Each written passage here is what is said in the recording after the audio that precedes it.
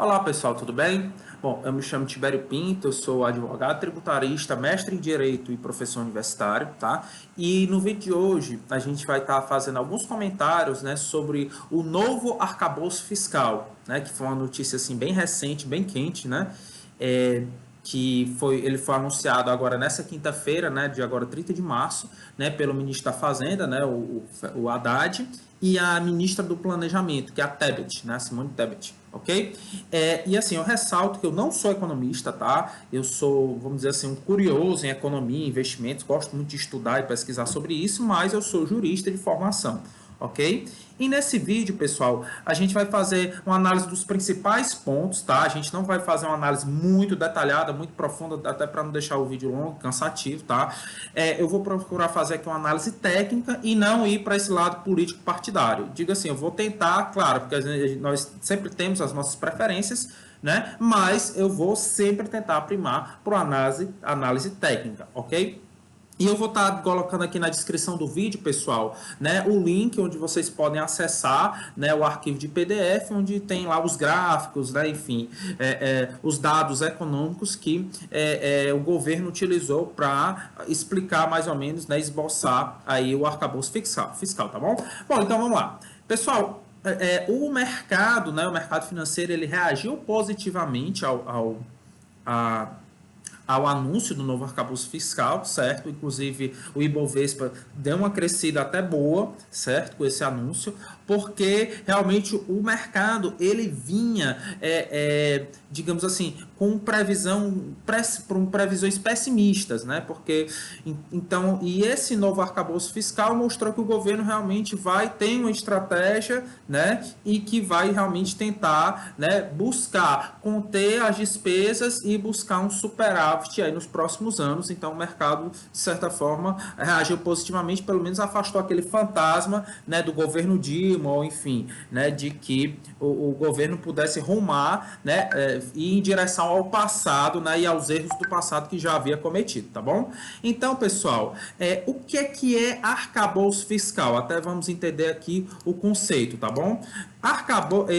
Aqui nada mais, nada menos do que uma projeção, do que uma previsão das receitas e despesas do governo, certo? Então, é isso que se trata o tal do arcabouço fiscal. O governo está projetando aqui como ele pretende aumentar a arrecadação, aumentar as receitas, ou seja, aquilo que ele recebe, e, de certa forma, dar uma controlada nas despesas, ou pelo menos priorizar algumas despesas, como a gente vai estar vendo aqui no vídeo, tá? E aqui quais são os principais pontos? Primeiro ponto que é importante a gente ressaltar: o governo ele pretende aumentar a arrecadação em aproximadamente 150 bilhões. Então ele vai lançar uma série de que ele chama de medidas saneadoras, tá? E através dessas medidas eles pretendem aumentar a arrecadação em 150 bilhões, ou seja, aumentar a receita em 150 bilhões, tá? E daí eles vai lançar a mão de diversas estratégias, né, diversos artifícios, né? Um deles, né, o que o governo já vem anunciando, é que ele está procurando regulamentar e tributar o setor de apostas eletrônicas, né, que foi algo que cresceu muito, né, aí, né, que são aí os PixBets, né, enfim, os bets da vida aí que, né, enfim, tá crescendo cada vez mais. Então as apostas esportivas, né, até, enfim, nos diversos segmentos. Então o governo está percebendo que esse setor está crescendo muito, né, está girando muito dinheiro, e ele é um setor que ainda não é muito regulamentado. Então o governo está buscando regulamentar e tributar esse setor para com isso aumentar a arrecadação, certo? Outra estratégia do governo.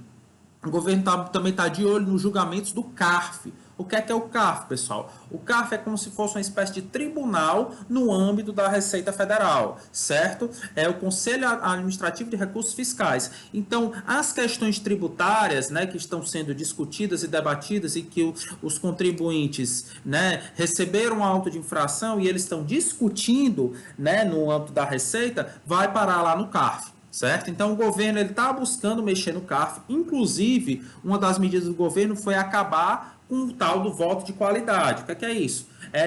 Foi uma maneira do governo garantir, quer dizer, fazer com que o voto de qualidade agora seja do representante da Fazenda. Então, o governo, na realidade, trocando em miúdos, está querendo interferir no CARF para fazer com que prevaleça um entendimento pró-fazenda, pró-fisco e, com isso, buscar com que os julgamentos do CARF sejam mais favoráveis ao governo, né? E, com isso, o governo arrecadar mais. Então, com essa interferência no CARF, enfim, o governo pretende aí arrecadar em torno de aproximadamente 50 bilhões, tá?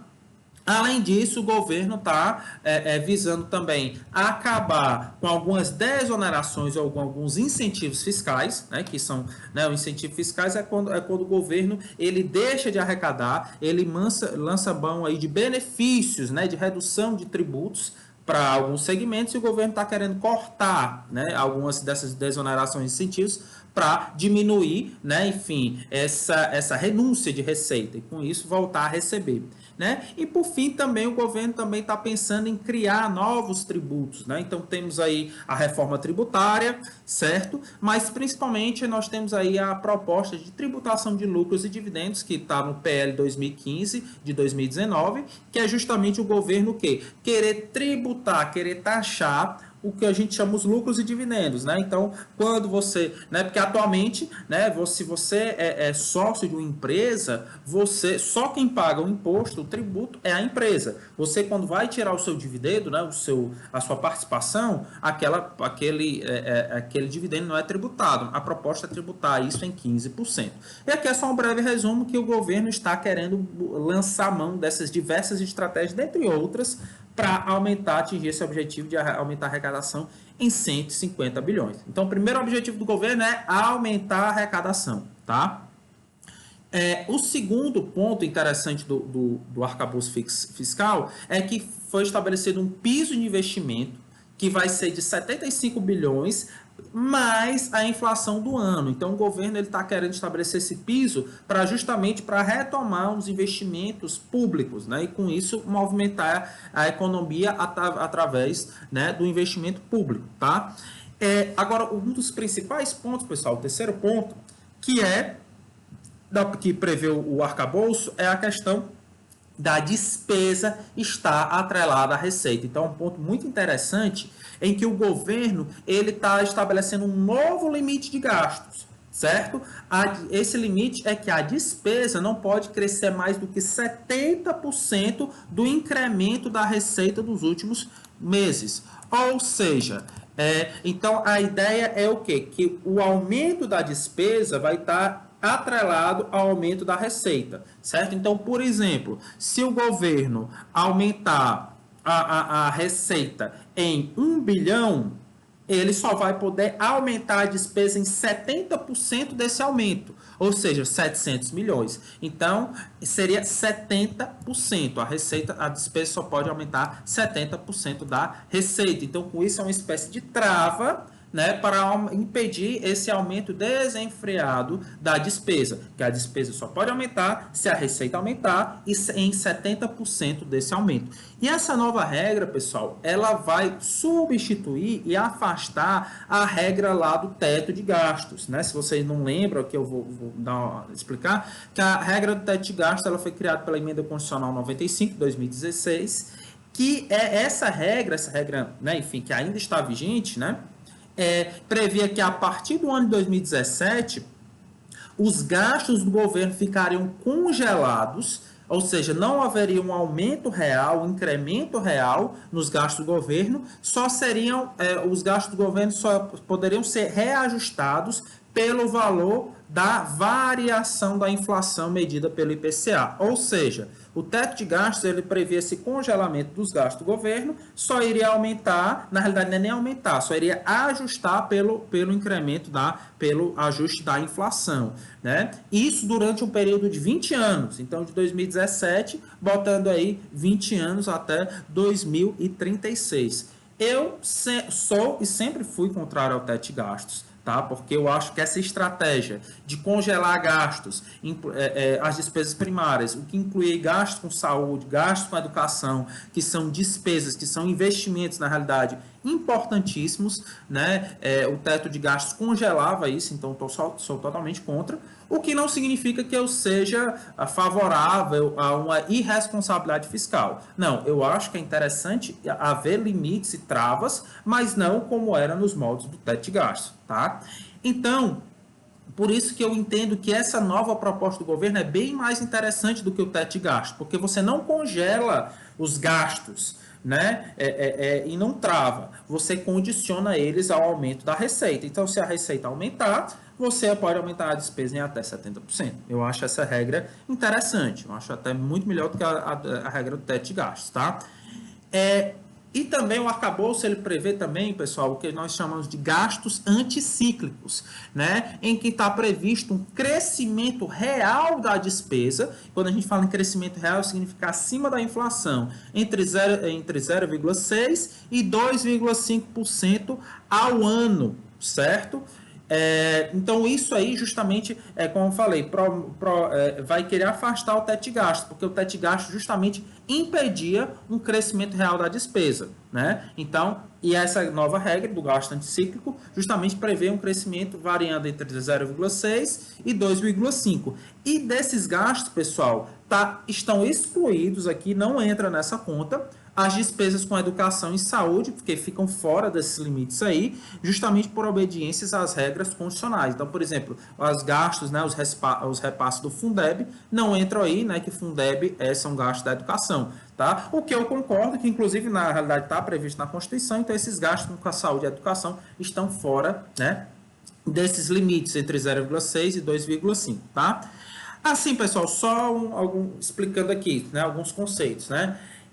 Receita primária, porque a gente está falando que o gasto, né, estaria vinculado ao crescimento, né, da receita primária e despesa primária. O que é receita primária ou a receita não financeira? São a receita decorrente da atividade fiscal do governo, né? Ou seja, o que o governo consegue arrecadar. Aquilo que o governo consegue arrecadar é receita primária. Então, por exemplo, receita tributária, né, que o governo consegue receber com os tributos, com os impostos, taxas e tudo mais, é receita primária. Transferências recebidas de outros entes, então os repasses que o Estado, os municípios recebem, também é receita primária. E os royalties, por exemplo, são receitas primárias.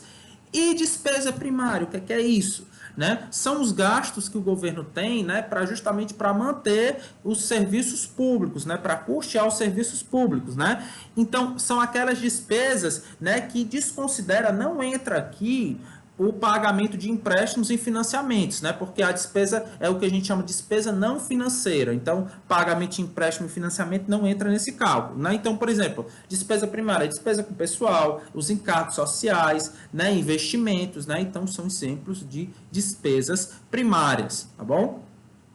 E, pessoal, para a gente já ir encaminhando aqui para o final. Caso esse novo arcabouço, né, fiscal seja implementado, as previsões que o governo fez seriam as seguintes. Para esse ano de 2023, a previsão é que o déficit ainda seja de 100 bilhões, certo? O que dá, né, seria aproximadamente menos 0,5% do PIB, certo? Então, prevê ainda um déficit de 100 bilhões para esse ano.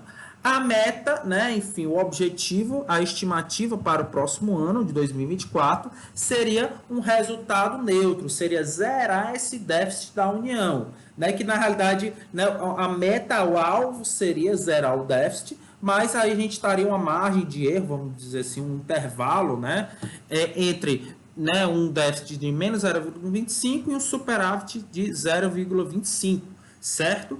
Mas aí, a partir de 2025, o governo já pretende um superávit de 0,5% do PIB, né? E em 2026 o governo já busca aí um superávit de 1% do PIB. Então, o governo está buscando aí gradativamente ir aumentando esse superávit, né? De uma forma mais ou menos contínua, escalonada, tá? E por fim, pessoal, o governo ele também estabelece aqui algumas travas, certo, do gasto público em relação ao crescimento do resultado primário. O que é o resultado primário, pessoal? O resultado primário é a diferença entre a receita primária menos a despesa primária, né? Ou seja, se isso vai ser um superávit ou um déficit, né? Então, receita menos despesa dá o resultado primário. Caso o resultado primário fique acima da previsão de superávit, esse excedente pode ser usado para investimento. Ou seja, se o governo consiga arrecadar e consiga gerar um resultado acima do que ele prevê, acima da meta dele, ele poderia pegar esse excedente e usar para fazer investimentos em obras, enfim, né? Investimentos públicos. Mas, pelo contrário, se esse resultado primário, né, ficar abaixo da meta, né? Então aí o governo ele vai colocar aqui uma trava de que as despesas só poderão crescer apenas 50% das receitas, certo? Ou seja, a regra é que a despesa pode crescer 70% da receita. Mas se ficar abaixo, se o resultado primário vier abaixo da meta, aí cai de 70% para 50%. Então o governo colocou essa trava aí para limitar o crescimento da despesa, certo? Se realmente não tiver atingindo essas metas de resultados primários. Então, pessoal, resumindo aqui, tá?